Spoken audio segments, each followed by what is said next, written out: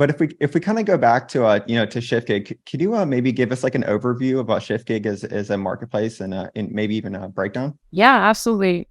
So I'm sure a lot of you are familiar with shift gig like businesses. So it was a gig marketplace. So shift workers, very local because in person work delivered in industries ranging from warehouse workers, call centers, logistics, restaurants, conventions.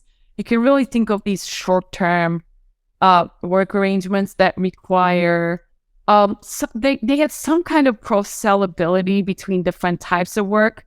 Um, and at that point, our customers were people like Airmark or big convention centers to restaurants, restaurant chains. And we were kind of this contingent on demand labor that you could, order from your phone and someone will appear in 4 hours. And it was like magic. Um, a lot of our effort at the time, when I joined, we were, growing from, we were in 6 cities, we went to 14 cities really quickly, and revenue grew. A lot of our effort at the time was spent on demand, generating more demand, and then trying to reduce the cost of fulfilling that demand.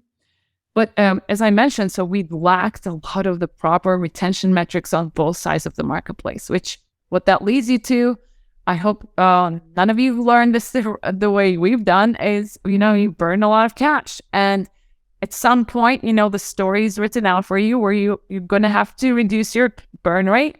And that path becomes, you make suboptimal choices along the way. And we had, several phases of that, which led us to first, we started, exiting unprofitable cities and then hiring clients who were very hands-on and we were unprofitable.